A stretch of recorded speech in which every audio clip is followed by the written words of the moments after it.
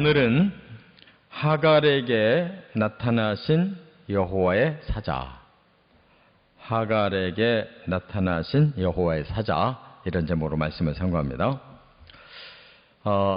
어제 하갈이 이제 살해를 피해서 도망갔다 그랬습니다.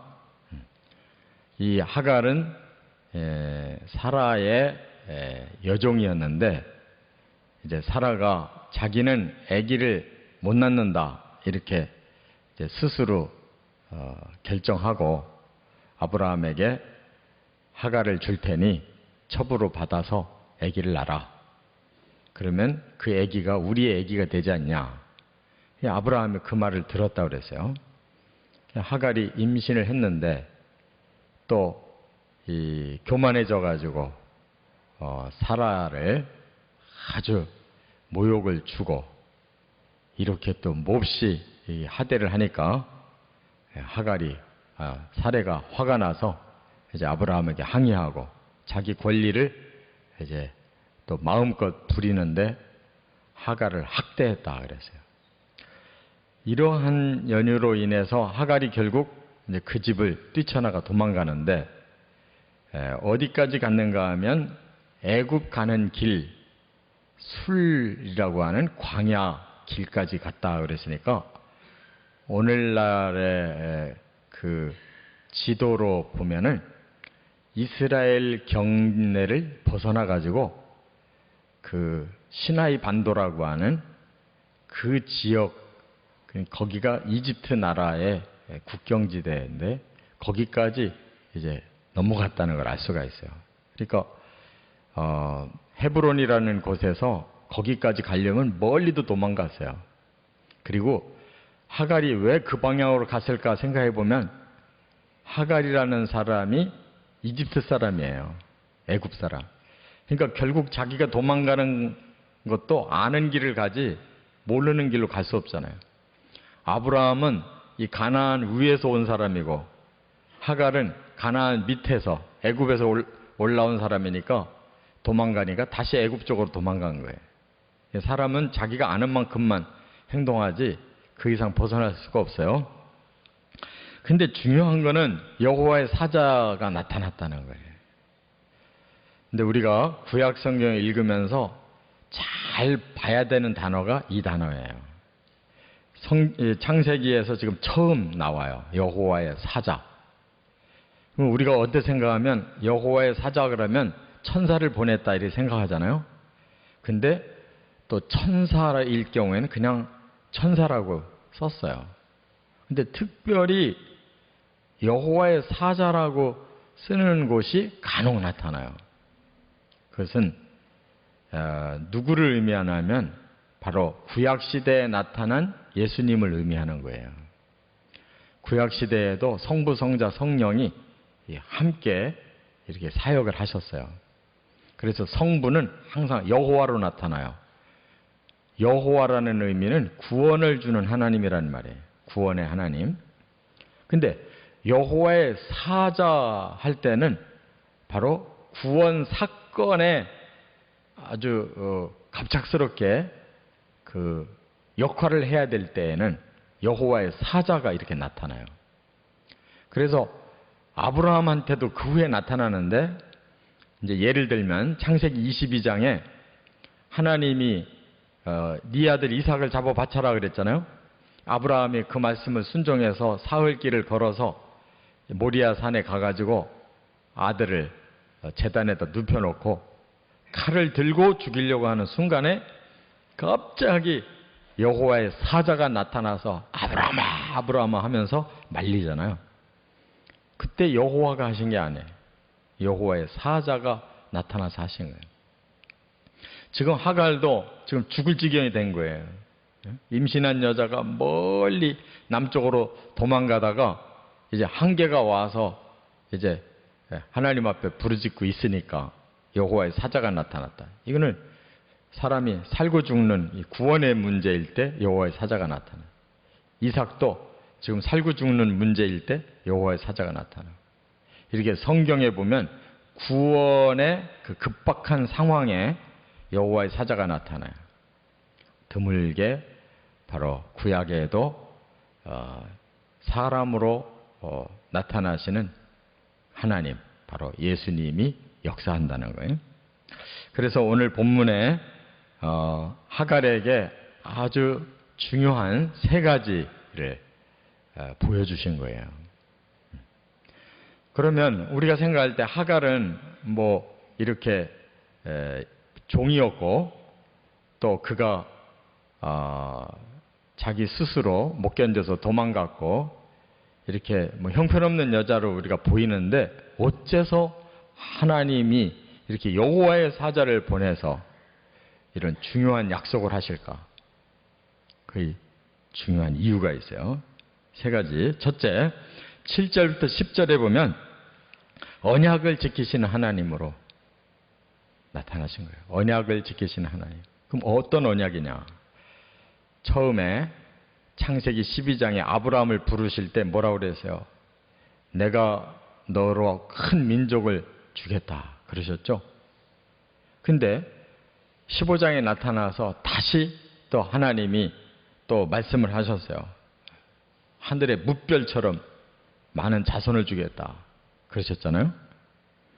그리고 또 그 뒤에도 또 18절에 보면 너의 자손들이 차지할 땅은 저 애굽의 강으로부터 저 유브라데 강까지다. 그러니까 중동 지역을 다 일컫는 말씀이었거든요. 그런데 실제로 아브라함의 선민 이스라엘은 그만큼 차지하지 못했어요. 누가 차지했느냐? 바로 이 하갈이 낳은 이스마엘의 자손들이 차지하고 있어요.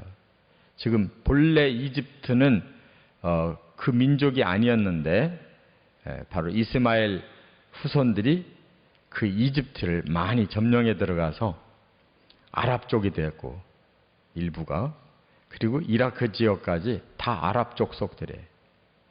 그리고 사우디아라비아라든지 하여튼 그 중동 일대가 다 이스마엘의 자손들이 다 차지했어요. 결과적으로 하나님은 아브라함의 몸에서 날 자, 비록 그 중에 이삭의 후손, 야곱의 후손인 선민은 아니지만 어떻든 하갈의 몸을 통해서라도 아브라함이 낳은 자식이에요. 하나님은 아브라함 내 몸에서 날 자를 축복하겠다고 한 언약을 아브라함이 제대로 순종하지를 못했지만, 하나님이 원하는 아들은 아니었지만 그래도 그 혈통의 아들을 그대로 축복하고 있어요. 그러니까 우리가 잘 알아야 돼요. 하나님이 우리에게 약속하신 거 그 본 뜻대로 순종해서 복을 받으면 얼마나 좋겠어요. 그렇게 받아야 되는데 아브라함과 사라가 잘못 판단해가지고 자기들이 잘못 애를 낳는데도 그 언약을 한번 하신 하나님은 변기할 수가 없어요. 그래서 우리가 잘해야 하나님께 영광을 돌리지, 잘못하면 하나님은 끝까지 우리에게 약속을 지키셔야 되고, 우리는 그 하나님의 약속을 우리 잘못으로 잘못 결과를 만들 수도 있는 거예요.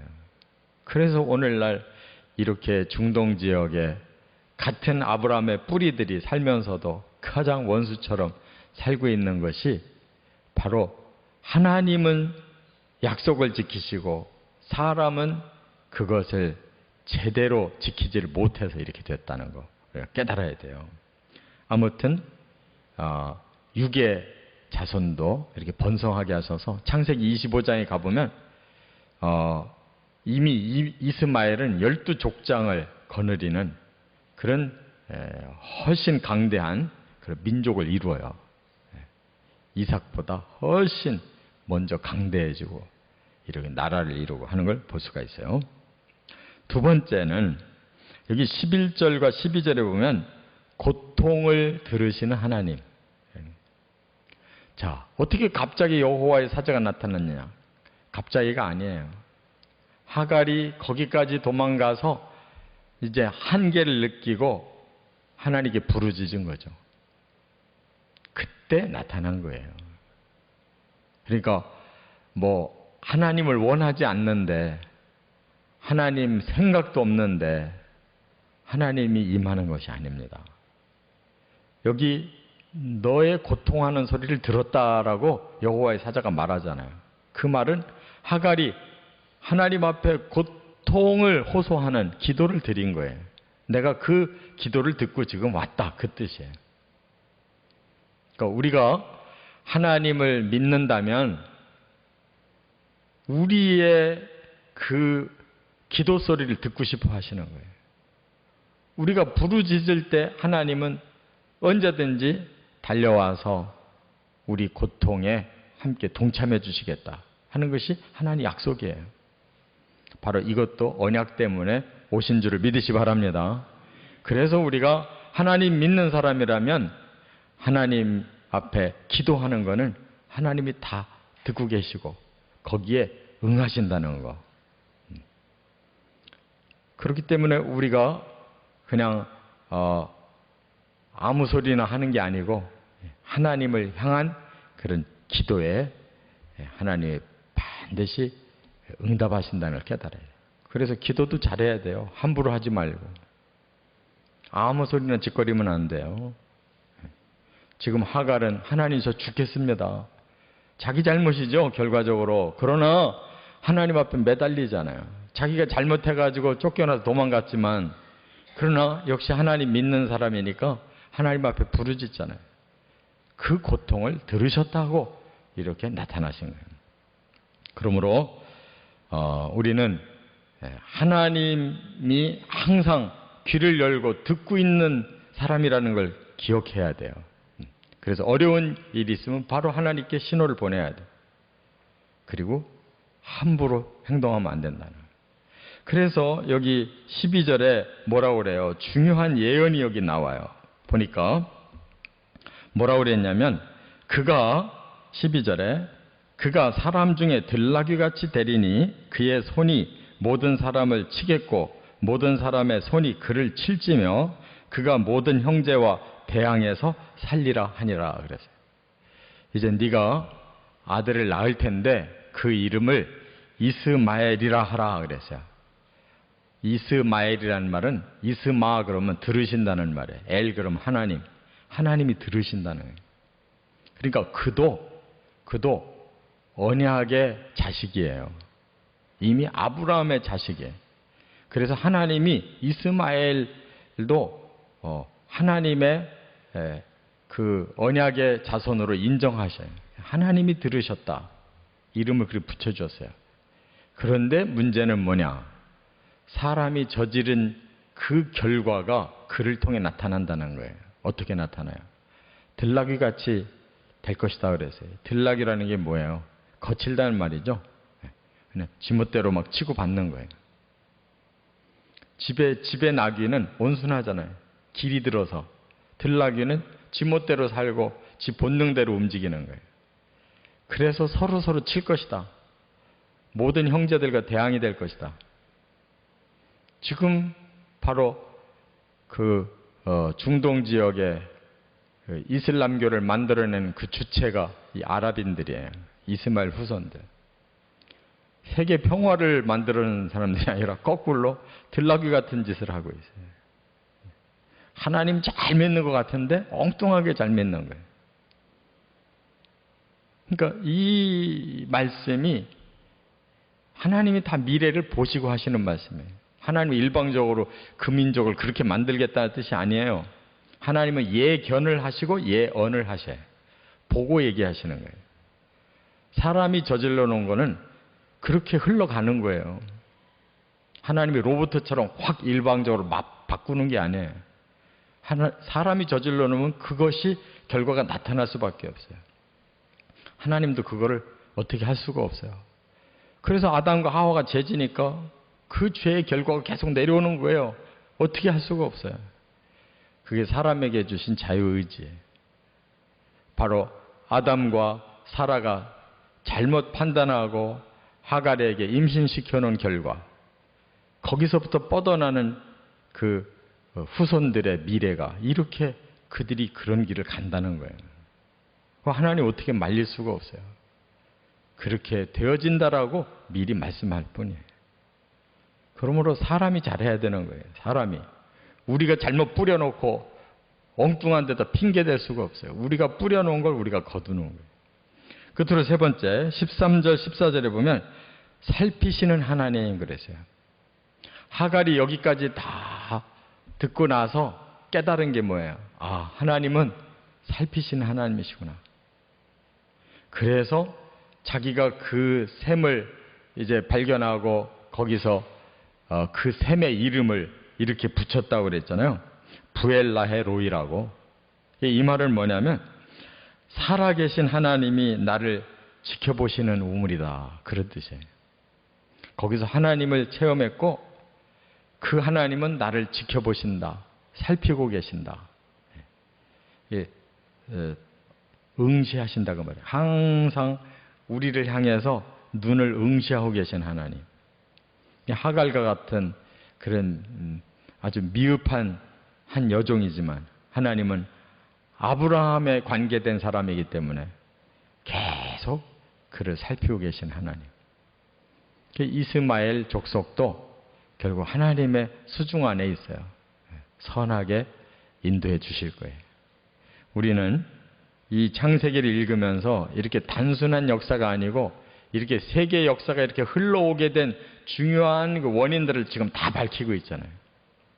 그러니까 우리도 하나님 믿는다고 제멋대로 살아도 되는 게 아니고 하나님의 말씀에 순종해서 함께 따라가는 사람이 돼야 진짜 복을 받는 거예요. 그렇게 살아가시기를 주의 이름으로 축원합니다.